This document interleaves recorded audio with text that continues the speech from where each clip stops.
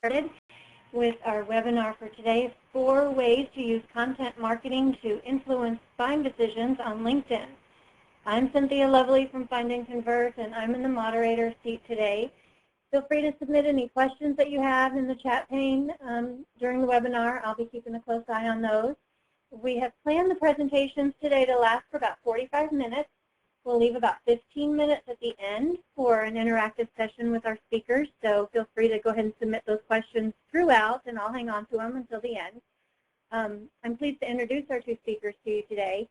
Bernie Borges is CEO of Find and Convert and host of the new Social Business Engine digital TV show, as well as author of the popular book, Marketing 2.0. And Bernie is joined today by New York Times recognized social media expert and Forbes contributor, Christina Jaramillo of GetLinkedInHelp.com. Christina is also co-host of the B2B Insiders radio show, B2B Marketing Insiders radio show on Blog Talk Radio. You see her information right there too on the screen. Christina helps businesses develop Christina helps business development professionals and executives learn how to strategically design their LinkedIn profiles and also to use carefully orchestrated content to become influencers on LinkedIn and to boost traffic and leads from their LinkedIn presence. Today, Bernie and Christina will share tools and tips for making the most of this critical content channel. Bernie will start us off today by taking a look at how LinkedIn and other social media channels have changed the game for business, and that includes B2B. Bernie and Christina will share several case studies with us to illustrate some powerful tactics employed by LinkedIn users with great success.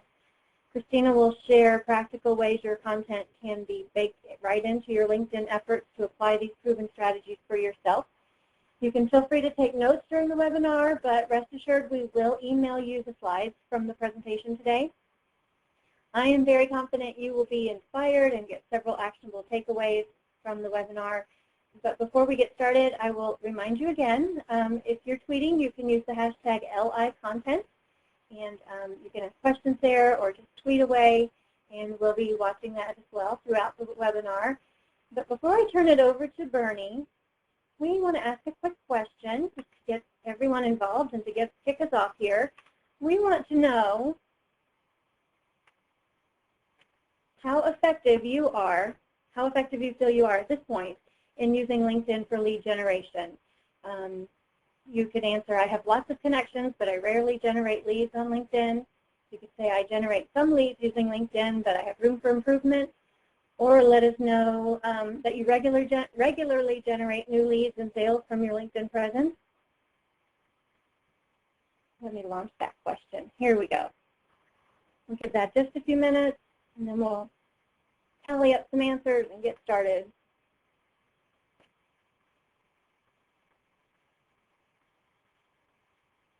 Answers are pouring in. We've got a really good split so far, but it looks like a lot of you are saying you have a lot of connections, but you rarely get leads. We will look at ways to get some more leads for you then. That's what we're here for this afternoon. So I will go ahead with that and turn it over to Bernie. Thanks, guys. Thank you, Cynthia. Good afternoon, everyone, or good morning if you're calling from the west coast of the U.S. or wherever you might be calling in from. So to kick off our webinar today, I really want to just start off by discussing where LinkedIn is, because they have really come of age in the past couple of years. LinkedIn is now much more than just a place for job seekers or even a social network. LinkedIn has become a content channel, and this represents a huge opportunity for B2B companies. And of course, that's the focus of our webinar today. You probably know that content marketing is a widely used tactic by B2B organizations to build awareness, engage with customers and prospects, and of course, generate leads. As this report shows from the Content Marketing Institute, in 2014, B2B companies plan to use many different content channels ranging from social media to blogs and many, many more, which you can learn more about at the report. But really, today, the topic that we're addressing is how you can integrate content marketing into your LinkedIn strategy to influence buyers.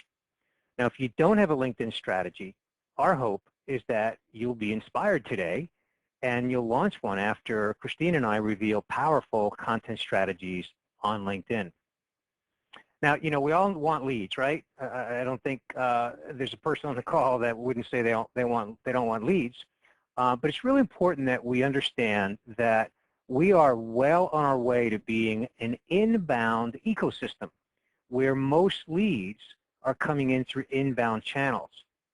And, you know, I'm here to tell you, LinkedIn gets that. They really understand that. That's why LinkedIn has been in the content marketing business for several years now. And if you didn't know that about LinkedIn, well, we're going to make that very clear today and how it impacts your lead generation strategy. Now, you know, some of us can remember the old days when sellers were in the driver's seat. But today, the roles are reversed. The buyer is in control with information on just about any topic, just a click or two away. So it's no surprise that buyers navigate as much as 70% of their buying process conversation. So with that backstory about the current state of B2B marketing and lead generation and how LinkedIn is a valuable content channel, I'm going to turn it over now to Christina to reveal ways that you can integrate conversation-based content marketing into your LinkedIn strategy. Thank you, Bernie. Okay, so taking a strategic approach to LinkedIn means that you're finding ways to reach out to your prospects before they even realize that they need you, they need your solutions or your products, and you want to get them inside your ecosystem so they already know about you before they need you. You have to pay attention to what's going on and what's being said inside your community as well as all the other LinkedIn communities. What are people saying? What are they talking about? And make sure to look for content that's missing so that you can fill that gap. Look for the specific challenges that your prospects are having and provide the content that they're looking for. Provide the solutions. You also need to look for ideas and practices that counter yours so you can provide alternatives and be a thought leader. Now let me show you some case studies on how small, medium, and large organizations are using conversation-based content with LinkedIn marketing. First example is going to be AT&T. On my B2B marketing radio show, I had guest expert Xander Bean explain how they were able to gain $47 million through a blog-centric social selling strategy in 18 months. Now, just to give you a quick synopsis, AT&T put together a new sales team to rebuild business relationships with a Fortune 100 company in Atlanta. Their relationship with this particular client was suffering over the past 5 years, and it was creating a strain between the two executive offices, which correlated to sales drying up. So they began to implement a content strategy which was aimed at strategic persons of interest from their former customer. They had to create new content on their blog that was focused on their key audience and what their needs were. They created blog content that discussed their prospects' challenges and provided them with the relevant solutions that were related to AT&T's offerings. This created unique new opportunities to discuss challenges through the client's employees' LinkedIn groups and other LinkedIn groups that AT&T was part of. They were able to connect away from the heat of the emotion, and because of this, they created thought-provoking conversations inside their clients' employee LinkedIn groups, and because AT&T's client employees were getting answers to their problems through the LinkedIn group without overtly being sold to, there was a thaw in the relationship and a major shift, which led to productive conversation about business solutions that were being discussed in the targeted content. And you'll see you win more with business by providing real value and committing yourself to educating your clients and prospects that are in your ecosystem, which includes LinkedIn.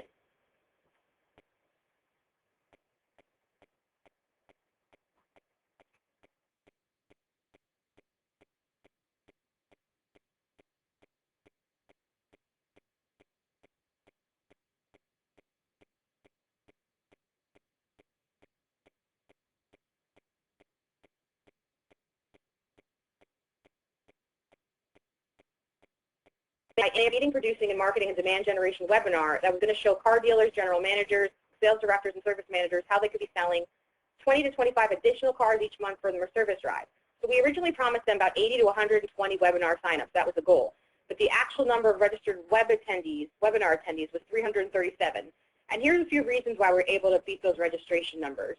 We integrated an email marketing efforts with our content marketing and LinkedIn marketing programs to attract large amount of car dealers, sales managers, and service managers. And this is what we did with social media, particularly on LinkedIn.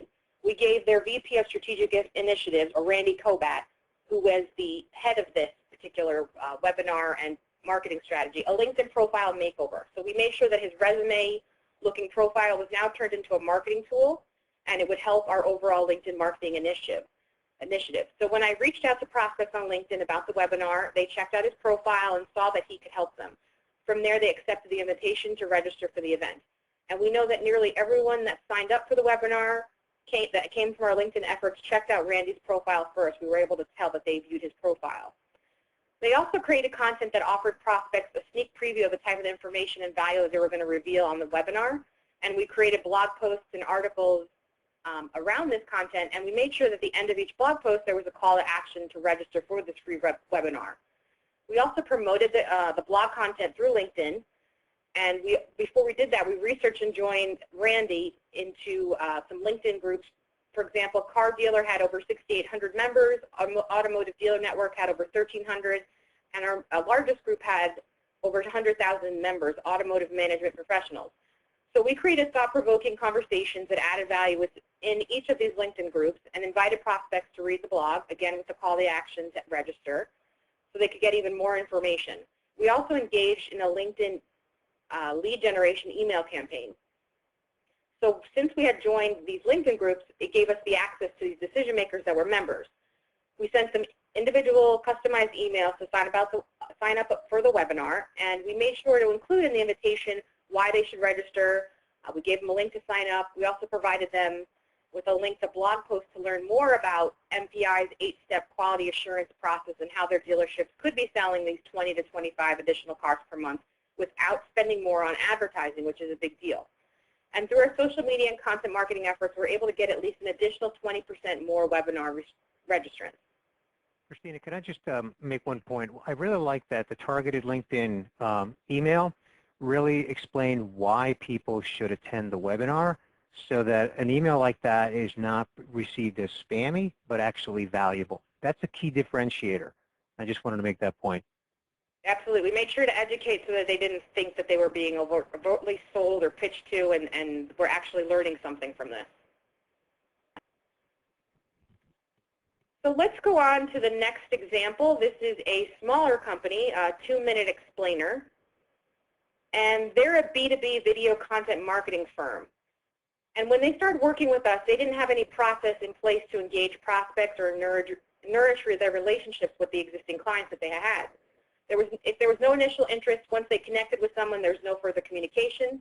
And once a project was completed for a client, they might connect on LinkedIn, but that was about it. And they were waiting most of the time for their clients to come back to them for more videos. So as a result, many of their prospects and clients, which were LinkedIn connections, were what I call dead connections. So in order to read content for both their these videos, and so clients would see the full value of work that they've already done for them. And so there's clients who use the video either on their website or use it for a trade show, but that was about it. So they weren't getting the full value. They weren't using the videos as part of their sales and marketing and lead generation activity benefit, and it gave their clients how they too could benefit from their services. Now, 2-Minute Explainers holding teleseminars and webinars, which they're promoting through LinkedIn to educate their followers and group members, and providing content on a regular basis, answering questions, and putting in place a drip email program for new group members. With all this, we were able to re-engage their old clients and their old connections when they had originally lost communication with them. As a result, they reconnected with an old client and submitted a proposal for $36,000 worth of videos.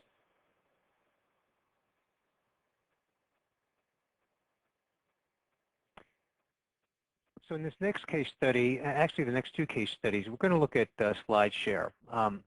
Oftentimes, a lot of people that use LinkedIn are not familiar with Slideshare. So I just want to take a minute to first explain what it is. Slideshare is a social presentation tool, and you can upload PowerPoint files, PDF files, even YouTube video into Slideshare, and then Slideshare converts the content into a standalone URL that you can post and share online. Now, since LinkedIn, as I mentioned earlier, has been aggressively beefing up their channel as a content channel, or their site as a content channel, they acquired Slideshare a couple of years ago. Now, Todd Wheatland, he's become recognized as the guy who wrote the book on Slideshare, as you can see here. In his book, Todd explains how to integrate Slideshare into your content strategy, and also how valuable it is to display your Slideshare presentations on your LinkedIn profile. Now, in the next example, Joe Chernoff is a great example of how to display Slideshare presentations on your profile. Think of each Slideshare as sort of a statement of your professional credentials on a particular topic, and give people a chance to consume your valuable content right there on your profile by consuming your Slideshare content. And if they like it, you might inspire them to actually want to engage with you even further.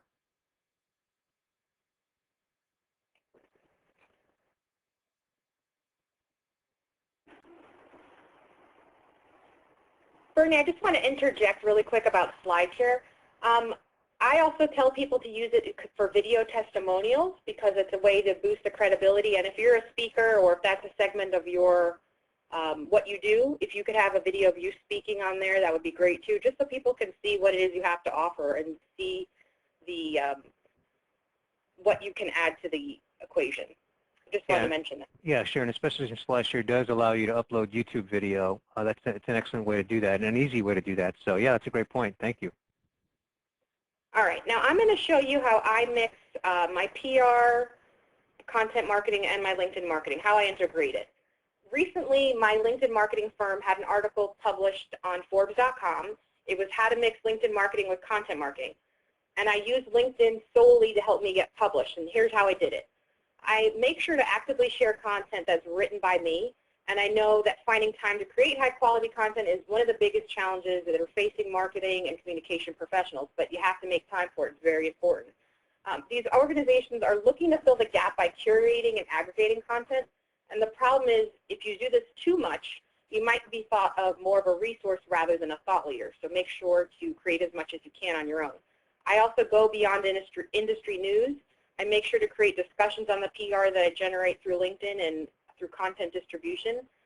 And by creating discussions on my articles and PR, I'm displaying my credibility and thought leadership to other media professionals for future PR. And they're automatically coming to me for articles, quotes, interviews, LinkedIn marketing, anything like that. I actually had an email that I received recently from a firm that's working with LinkedIn to create their upcoming ebook, and they sent me a message, and I'm just going to read it to you. It's really quick. Hi, Christina. We're hoping to tap into your savvy marketing expertise for LinkedIn's new ebook, The Definitive Guide to Marketing on LinkedIn. And your previous post, Are You Calling Yourself a Marketing Expert on LinkedIn? Then Prove It, is exactly the kind of in-depth, thought-provoking analysis we're looking for, and why we immediately thought of you. Would you be interested in getting interviewed and featured in our upcoming ebook? Of course, I jumped at that chance, and I'm looking forward to having that come out soon. I also make sure to invite members of the media to my Get Help with Link Strategies group, because when they're looking to cover a topic that's around LinkedIn marketing or integrating LinkedIn marketing with other marketing efforts, I already want them in my ecosystem. I want to be educating them. So I connect with them with a customized message and invite them to their group where they can see the value I provide. And I make sure to build and maintain the relationship and make sure they see my content on a regular basis. And because of the content that was inside my LinkedIn group, the women's media editor invited me to publish an article on Forbes.com. But I didn't stop there. Once my article was published, I made sure to mix it with my LinkedIn efforts. I added the Forbes PR to my LinkedIn profile. I mentioned in my headline, my summary, and my publication section, and I changed my headline to now read, See Why Professional Service Firms and B2B Organizations Use This New York Times Recognized LinkedIn Expert Featured on Forbes. It's a lot more enticing than founder of GetLinkedInHelp.com. So every appropriate person that tweeted my article on Forbes, I made sure to invite them to connect on LinkedIn. Again, once they accept the connection, invited them to my group. I also created discussions on LinkedIn inside my group and other groups that I belong to get even more exposure for my articles. I didn't want to just rely on Forbes.com audience. I want to make sure that my targeted audience was seeing the article as well. So for my prospects that are on the fence about my services, I made sure to email them a link to my article so they could see the success my clients are having, because that's what I discussed in the article. And I provided them the content they needed to see right now and invited them to connect further to see how we could work together to help them too. I'm also using this Forbes article as a springboard for additional content. So I'm going to be doing a future webinar on how to use LinkedIn to get more publicity. And again, I'm going to be promoting that on LinkedIn as well. Christina, when you changed your profile, the header to what you described here, it's kind of long, and to some of us, it's counterintuitive. And I know you're going to cover that in the next section. But so I'm kind of teeing that up for you because a lot of people look at that and say, wow, that's long. But the bottom line is that's been effective for you, hasn't it? It's the way I've always done it. And it sets me apart from other people. And instead of just being a social media expert, it actually delves into what I do. And a lot of people, if they don't know your company or organization, if you're a small to mid-size or your company's just starting to grow, if they don't know who you are and what you do, they don't even know why they should connect with you. So think about when you're reaching out to someone who's a group member. You only see their headshot, their name, and their headline. Right. So if you don't assist them with that headline, they're not going to click on you. Right.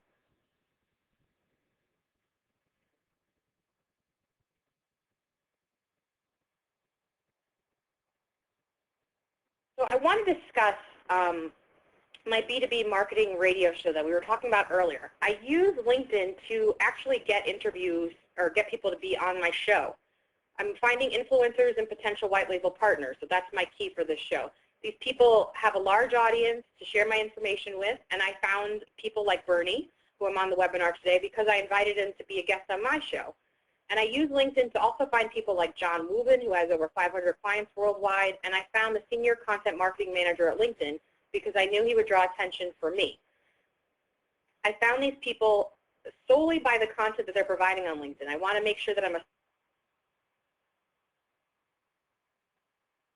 leaders and influencers, and the only way that I can identify them is basically through their content. If I don't know them prior to that, their content's going to speak volumes. And I try to make my radio show conversational, so both my guest and I can provide real value, and it opens up the door for further relationship after the radio show. I invite all my guests to be a member of my group so they can see other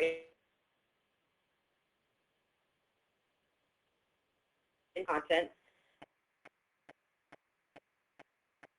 clients are interested in. And through LinkedIn, I further enhance these relationships where I'm getting webinars with my guests and they're becoming white label partners and bringing new clients to me. I actually have a white label partner that became a white label partner because she was a radio show guest. And this year alone, she's brought me at least 6 clients. And we only started working together mid-year. So I've profited more from my relationships with my guests than I am through my radio show listeners. But I am also generating leads as I'm gaining more than 1,000+ downloads per interview within a week after the show because of discussions that we're starting within the different LinkedIn groups.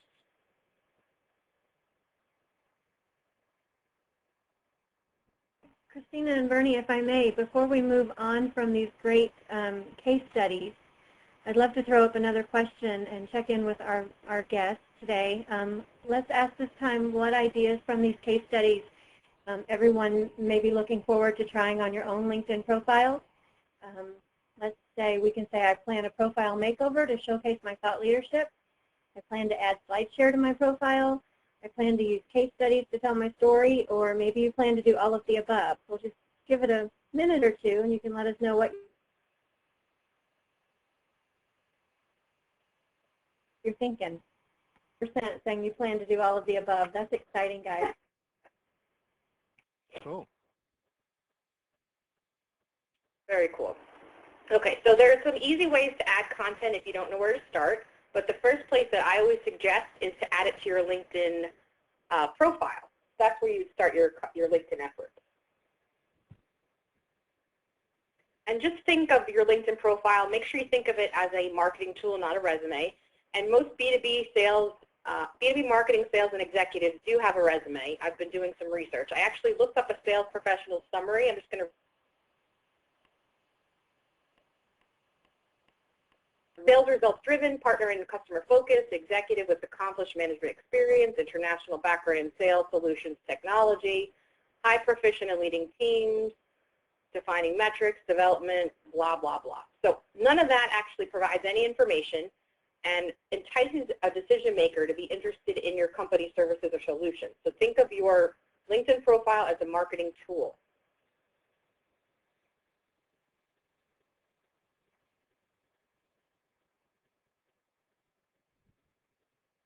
So the profile summary that I just read to you resonates more with HR executives than it does with buyers. So you can see by the slide on the screen, case studies are one of the most effective tools to showcase your results and demonstrate relevance. So what better way to do this than to have them in your LinkedIn profile? Now let me show you some examples of profiles that are good marketing tools.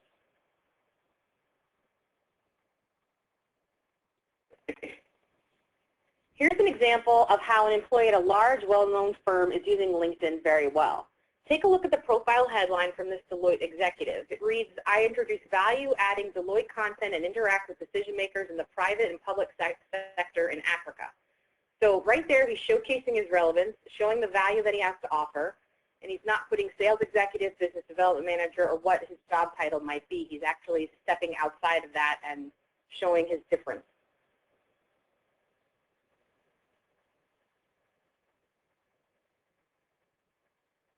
Now here's an example of a mid-sized company. Let's notice Randy's headline is results-oriented, like I was discussing earlier. It currently reads, car dealers, see how I helped Kelly Nissan sell 25 additional cars per month, 5% of ROs from their service drive. Much different than just saying what his job title is.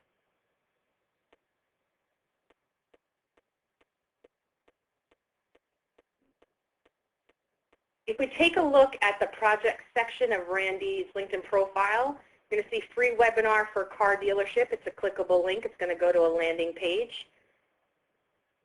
And this is a project section that people might not be aware of. You want to have funnels to different landing pages so you can capture your connections information, and that's one of the things that we did in this profile.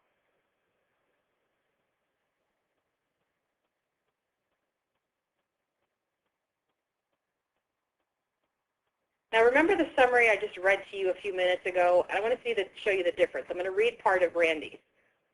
Why you should read my profile, besides getting access to case studies and connect with this VP of Strategic Initiatives for MPI World Class. I've spent 14 years within the automotive market developing software solutions to improve the car dealership business. In fact, I spent 10 years at ADP, a $12 billion market leader with the dealership business software. Now ADP has dealer management services, document management services, solutions for parts, service, and sales departments, but they didn't have the technology that supports a proven process for selling more cars from the service drive, a challenge that kept emerging in conversations with my clients. My clients at ADP were car dealers who were spending tons of money, at least $400 per car sold, on advertising and sales leads, but they weren't completely ignoring the customers coming in first as service leads. Or they tried a traditional sales approach, which is why they're only converting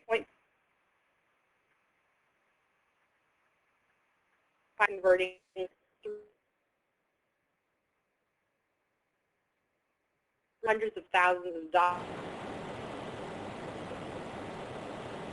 to join MPI and head the strategic initiative for their latest product at serviceturn.com. So after read my profile, you'll see that I'm providing dealerships with strategy for consistent, robust, and lasting revenue that does not lead to increasing advertising budget.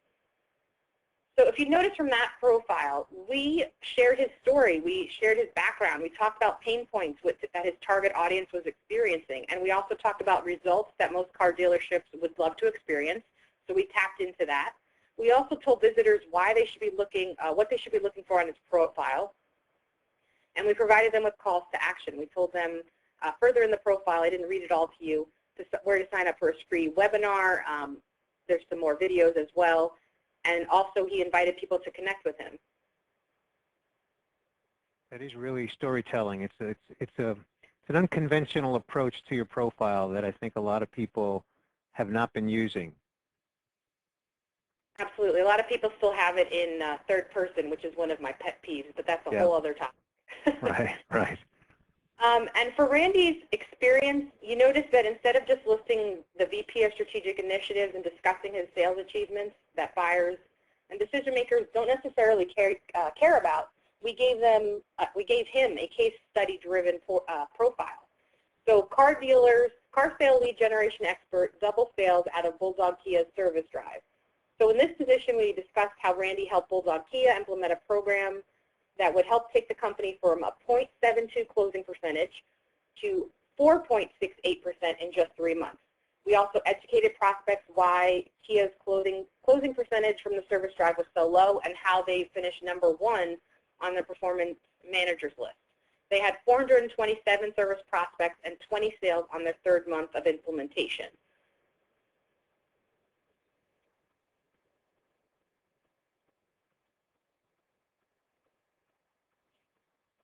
Now I'm going to show you an example of a small firm. This is Mike Agron. You're going to see his profile headline increased his profile views by 400%, something that he brought to our attention. Case studies inside, see why Citrix, Intel GE Care Innovations, and emerging firms hire this webinar demand generation expert. If you notice, we start off by telling you straightforward, there's case studies inside. And we also made sure to use big name companies that he works with to prove his credibility and boost its credibility overall.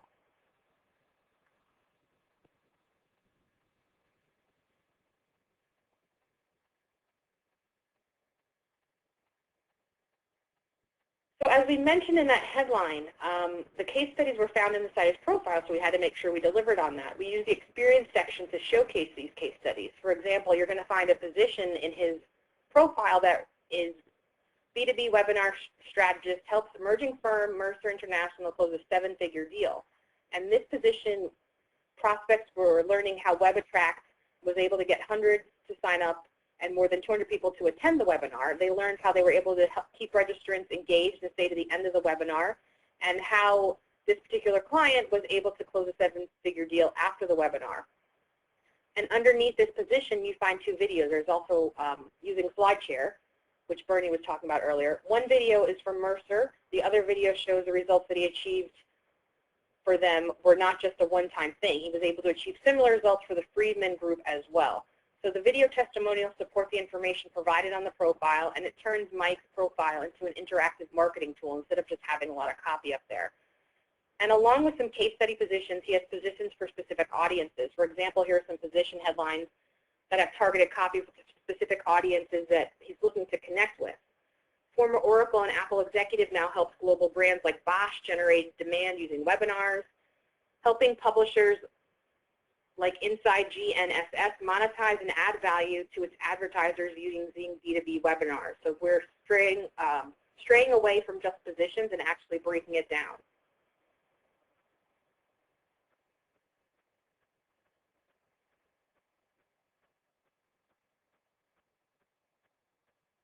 Now, earlier I showed you that one way that you could use the project section was to promote a webinar or special report. Now in this example, Chris Goward uses the projects to showcase his case studies.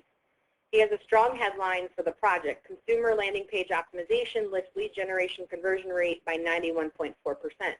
And he provides a teaser underneath the headline telling people about the case study. The project title is also a direct hyperlink to the complete case study on a landing page. Funneling prospects are interested in the specific outcomes to his website. So he's using it for more than just a resume type thing.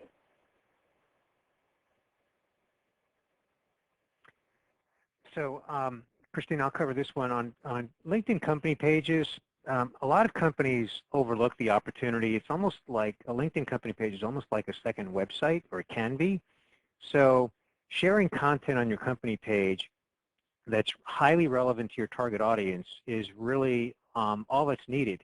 And LinkedIn makes it very, very easy. It's free to use if you're not familiar with LinkedIn company pages, and it's free to set up. You want to give people that interact with your content on your company page a reason to consume that content, and also a reason to share that content.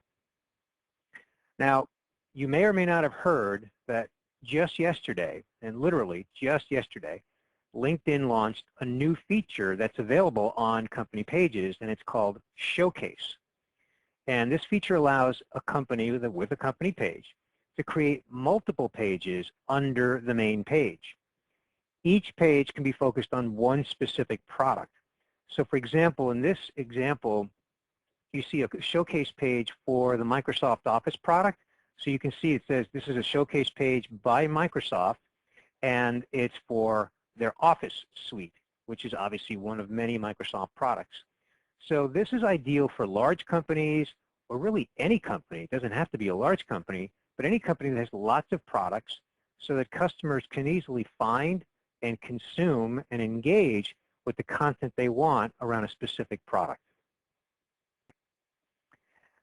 Now, LinkedIn mobile apps, first of all, did you know that LinkedIn offers 5 mobile apps? Yes, 5, actually 6, but one of them is for recruiters. So we're not here to talk about recruiting, but 5 productivity mobile apps. And these apps really make it easy to use LinkedIn anywhere, anytime. The main LinkedIn app is really almost identical to the desktop version of LinkedIn. It's just that you use it on either your iPhone or your Android device. Pulse is a content curation app that allows you to configure content that you want to consume on your mobile device, such as news and articles around topics that you select, and then you consume that content on your phone, and then of course you can share it with your LinkedIn network. In the interest of time, though, I'm only going to discuss these 2 mobile apps, so I recommend that you visit this link here, linkedin.com/mobile, to learn about the other mobile apps. I think you might be amazed at how these apps can take your LinkedIn experience to a whole new level. So I'm going to transition now to our 4th and final topic for this webinar. So let's really look at how you can influence buying decisions on LinkedIn through the content marketing strategies that we've been discussing here today. First, you might, and I want to emphasize might because it's unique to each of you, you might need to change the way you think about LinkedIn.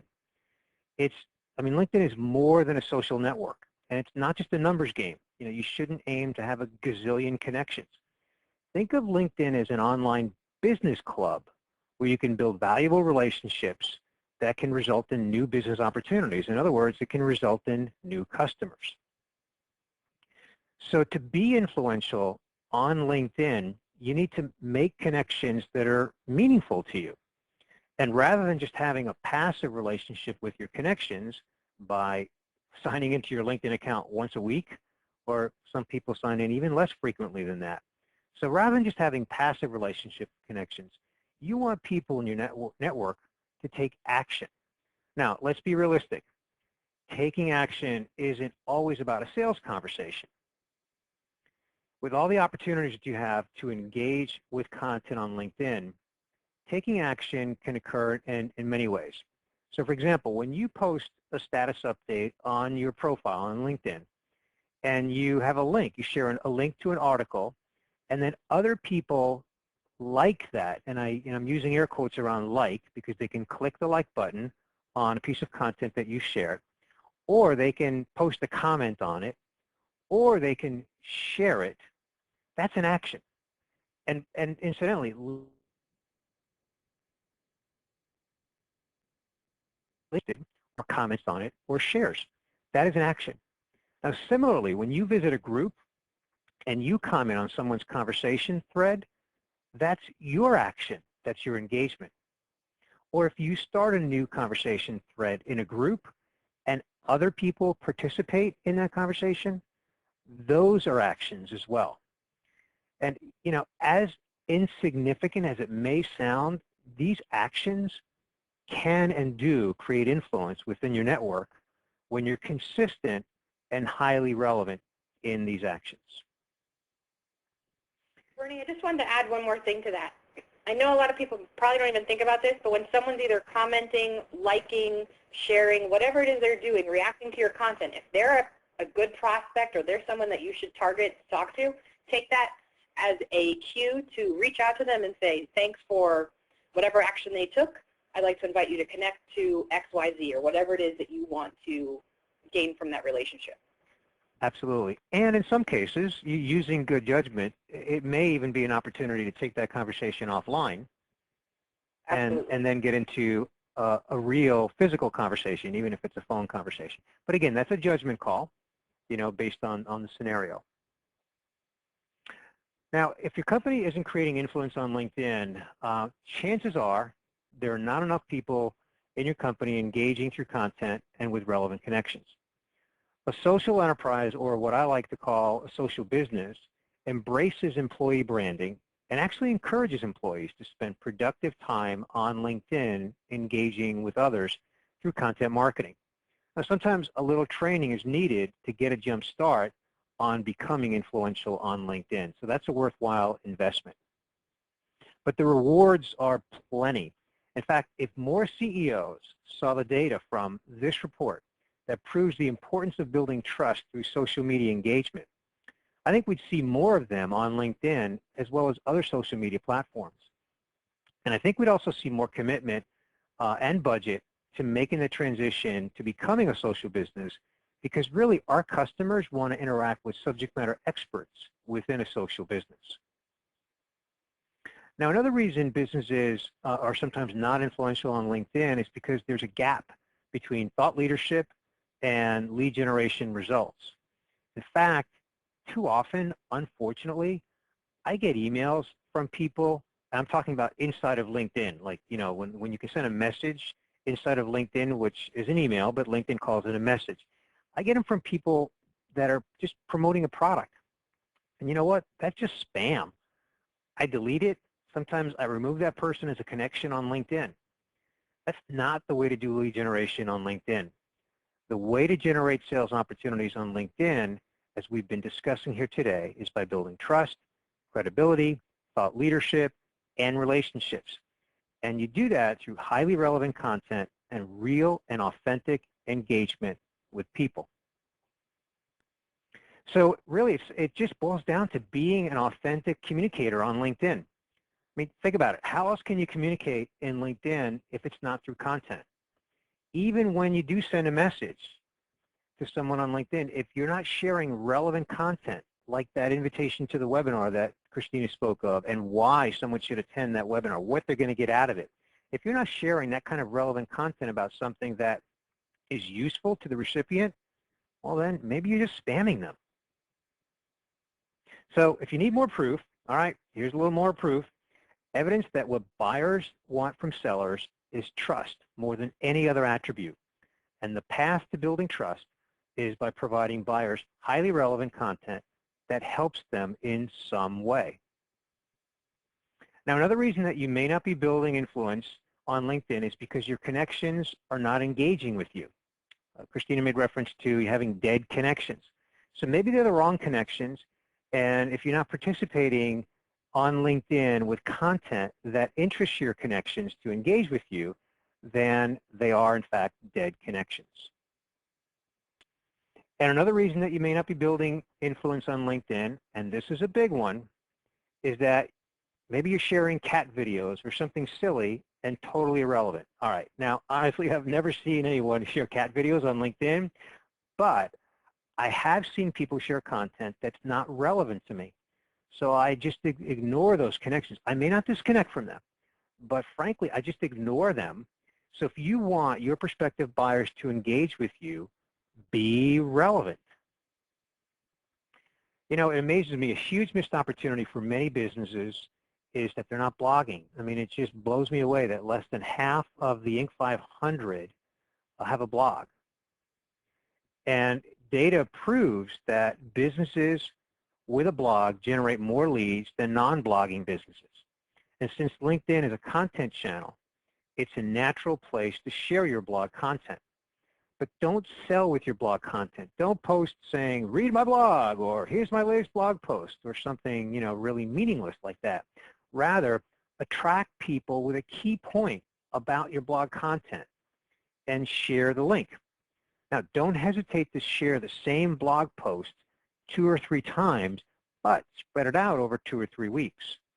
You might emphasize a different point each time you share that same blog post.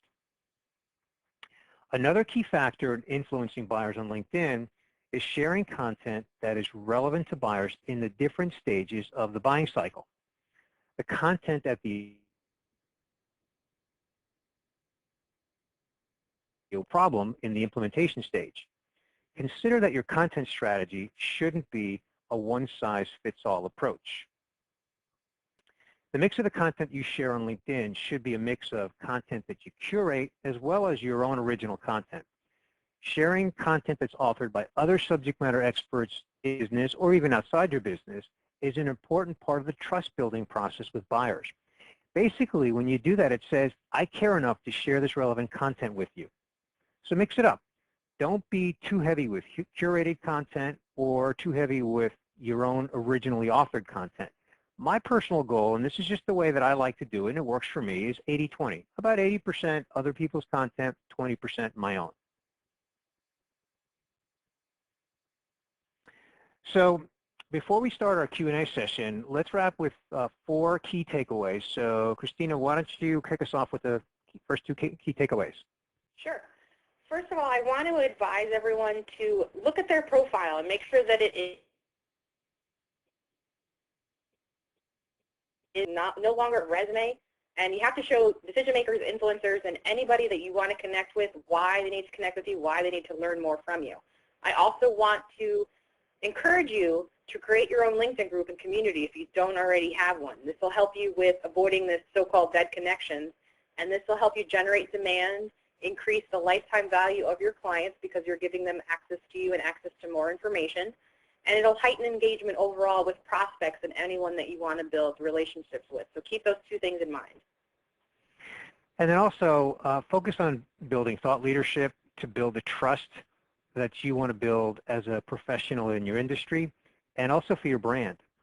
Use case studies as you saw in the examples.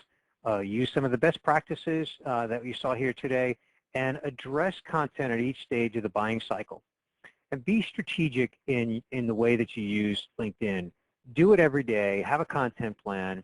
Use the built-in Pulse content that's available both on desktop and on mobile to find and share relevant content.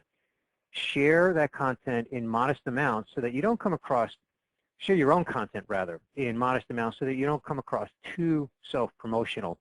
And then just test to see what gets results. Don't be afraid to experiment, but err on the side of authenticity, not sales. And then finally, and this one might strike you as odd, but everything we've discussed here today as content marketing on LinkedIn is really a situation where selling less can actually result in more sales opportunities. A little on that one. So Christina, what's next? I'm sorry, Cynthia, what's next?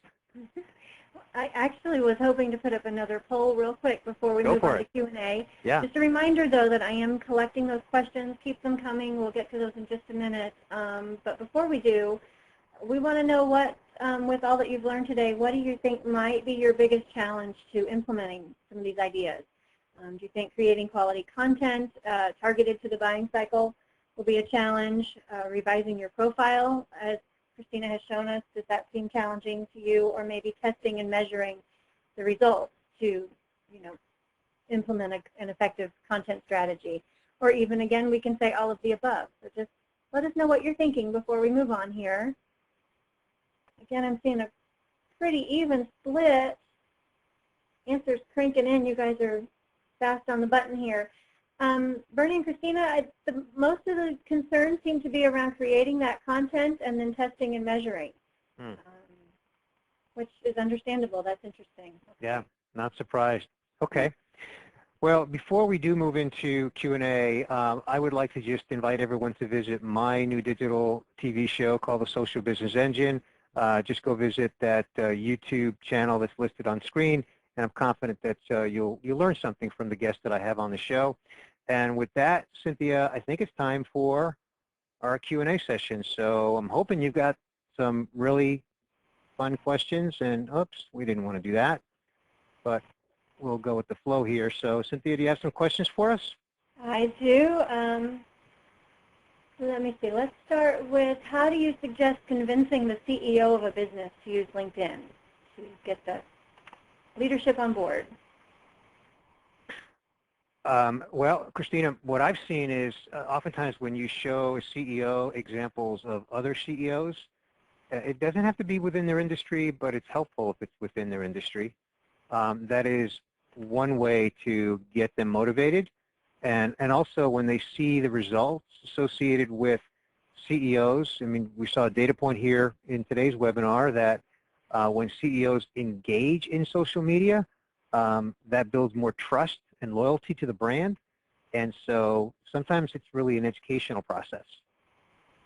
Yeah, absolutely. And to expand on that, I'd also like to tell you that if you go to speak to any C-level executive, I would tell them that, you're going to start small. Instead of going on a dozen social media channels, you're going to pick the key ones that you think are going to be the most productive, the ones that you can handle and get to be exceptional at before you start branching out.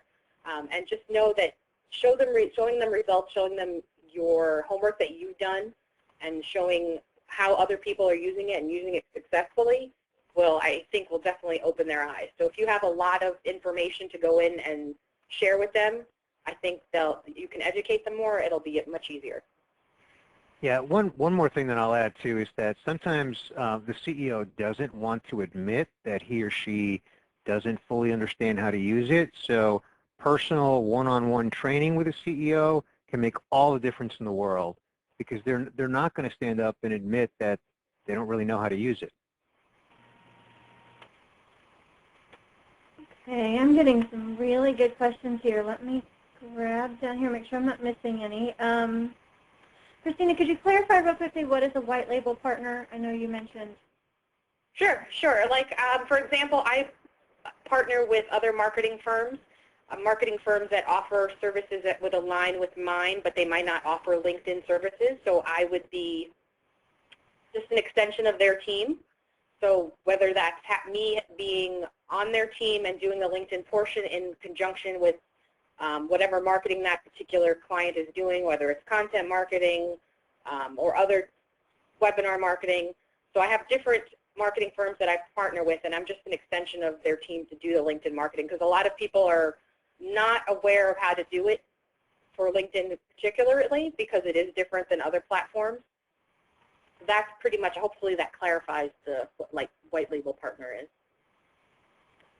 I think that does. Another great question is this, if I'm understanding the question right from Jana, is this content indexed by Google? And can you give an example? Or how does Google pick up this content? Yeah, the only content that I'm aware of that is indexed by Google is a LinkedIn profile. And then the other exception to that would be open groups. A group can be either open or closed. So when it's open, then that content can be, I know it can be shared. I don't know if it's indexed by Google. Christina, do you know that? I believe that it is, but the best way to show example of this to people is actually just Google your name. And most likely within, I'd say, at least the first page, if not the top 5, will be your LinkedIn profile. That's one of the reasons it's also, I should have mentioned it, important to have it as as a marketing tool, not just a resume, and to beef it up and not have it bare bones, because it's one of the top things people will come across when they're looking up your name. Yeah, so the LinkedIn company, the LinkedIn profile, your individual profile, the other one also is your LinkedIn company page. And you can create a vanity URL for both of them. So you can see that both Christina and I have vanity URLs for LinkedIn, and vanity just means that it's a customized URL. So our name is in it. That means that your name has to be available. So if someone's already using your name, you're going to have to modify it. And you can do the same thing with your company page. So, it could be, linkedin.com, I think it's /company, and then for us, it's Find and Convert, and that's a standalone URL, and that is also indexable by Google. And Bernie, I believe the original question may also have been talking about the new showcase pages. Do you think that's the same, or do we even know yet with them being so new? We don't know, because it was literally announced yesterday, just yesterday. So it's too early to know whether or not that's going to be indexed by Google. I hope so. I think we all hope so, right? Because we want that to be, but we're going to have to wait for the dust settle and find out. Okay. A quick question here: Do you need to have the premium LinkedIn to get free analytics? Christina, you want to take that one? To get analytics, like to see who's viewing your profile, no, you don't, unless the person is, I believe it's third connection or further. You'll just say LinkedIn connection. You won't see their name. But I personally, if someone's viewing my profile and not inviting me to connect, then maybe they don't want, they really either stumbled upon my profile accidentally, or they really don't have any reason to connect with me. So I don't really take that into account, and everything that I gave you today advice-wise is for the free account. I have clients that do upgrade to the premium account, and I've noticed it's more for recruiters or more for people that are just looking to get a job. So I haven't really, and they haven't noticed a necessity, and a lot of them have discontinued it because they didn't see any use in it. Well, actually, I'll give you a use case. I upgraded to the first level because they have different levels. The first level of premium, and the reason that I did is because I was creating advanced searches and saving those searches. Okay. And LinkedIn only gives you, I think, either 3 or 5 for free. Yeah. And then I just hit a ceiling, and they just said to create more saved searches, you have to upgrade. And so basically, the way I like to answer that question is, if you start to hit ceilings on the way that you use LinkedIn and they come back and say, to do this more, you need a premium account, there's your answer. If you want to do more of that, then upgrade. Then it'll be worthwhile because you want to do more of it.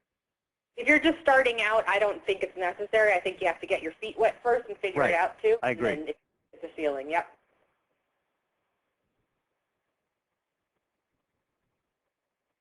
What else do we have, Cynthia?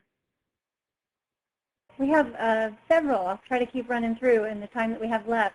From Keith, is it better to link to a company page rather than a personal page to a business site? Let me read that again. Is it better to link a company page rather than a personal page to a business website to promote that business? So my response to that, Christina, is generally speaking, yes. You know, every scenario is going to be unique unless you are the business. If you're a solopreneur, it's a different story. If you're a business with employees, in most cases, yeah, you want to link from the website to the LinkedIn company page. Yeah, I would agree. I would agree. But also keep in mind that on the company page, if you should be mentioning your group so that people can connect with you and connect with your group and your content on different levels and actually interact, because you can't interact as much on a company page as you can in the group. So it would be another way to get people, again, into your ecosystem. Right. But one thing about a company page that we should mention is that you have the ability to follow a company page, right? There's a little button up there called follow, and it's kind of like Facebook pages, right? You know, people follow or like or fan a Facebook page. In LinkedIn, it's called follow. So you want people to follow your LinkedIn company page. So promoting it and letting people access it from your website is one way to do that. And the reason you want it, by the way, is when you share content from your LinkedIn company page, then those people have a high chance of seeing it, people that are following your company page. Yep. All right, Cynthia, we're running short on time, so what else do we have? We are. Let's take this one real quick. On LinkedIn company pages, how often, if ever, should we post promotional things like sign up for this class or attend this event? Christina, what's your thought?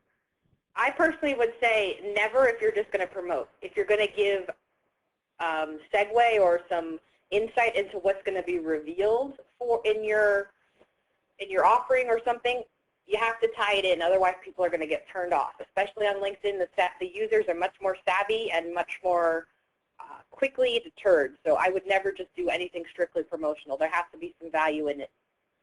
Yeah, and my response is I go back to my 80-20 rule, and even though I use it for my own content for my profile, I follow the same rule on the Find and Convert LinkedIn company page.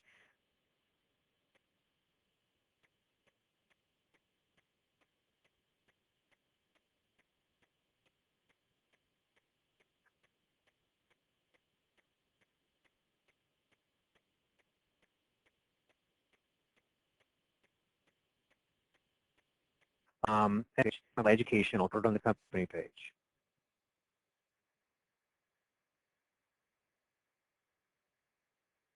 Exactly.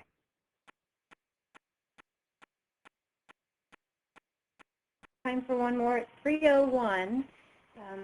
We'll take just one more and thank everybody for your patience. From Jacob, what would you say to a company who firmly believes in pounding the phone as the primary source of driving sales? If it works, keep doing it. If it doesn't work, embrace everything we discussed today and then let us know in 3 months how you're doing. Yep, Christina? absolutely. I totally agree with that. And if you have someone that could even if it's working for you, if you have someone that has time to try to look at this particular avenue, then you can supplement it. It would be great too. Yep. All right, Cynthia, so I think we're about out of time, right? I think we are. Great questions, everybody.